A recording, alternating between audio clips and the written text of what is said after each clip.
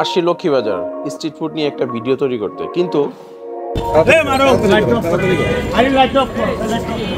কিন্তু একই এক লোক এসে হঠাৎ করে সব দোকানদারকে বলছে লাইট অফ করার জন্য। ঘটনা কিছুই বুঝে ওঠার আগে দেখি এক দোকানদারকে পুলিশ ধরে নিয়ে যাচ্ছে গাড়িতে।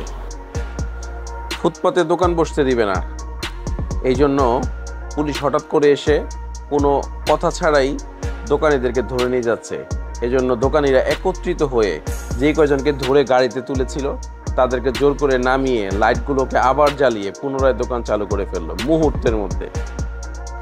পুরান ঢাকার ইতিহাস ও ঐতিহ্য বহনকারী লক্ষ্মীবাজার এলাকা থেকে আপনাদেরকে স্বাগত জানাচ্ছি।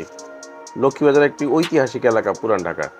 এখানে ব্রিটিশ আমল থেকে তৈরি হওয়া স্কুল কলেজ দিয়ে সমৃদ্ধ একটি এলাকা। বর্তমানে স্ট্রিট ফুড খুব জনপ্রিয়তা পেয়েছে এই লক্ষ্মীবাজারে। অনেকেই বলে থাকেন কলকাতার আদলে তৈরি হয়েছে লক্ষ্মীবাজারের স্ট্রিট ফুড দোকানগুলো।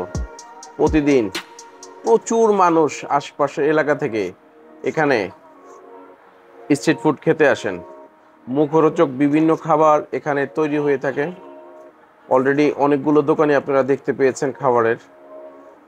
প্রচুর মানুষ সন্ধ্যা থেকে ভিড় করে রাত 11:30 থেকে প্রায় 12টা পর্যন্ত। পাশাপাশি অনেক ব্র্যান্ডের নামি দামি দোকান এখানে আছে। আপনি বাংলাদেশের যত ব্র্যান্ডের দোকানই বলেন তার ম্যাক্সিমাম এখানে আছে। এখানে আছে বিভিন্ন কাপড়ের দোকান, বিভিন্ন কসমেটিক্সের দোকান, সবগুলাই ফুডের মধ্যে।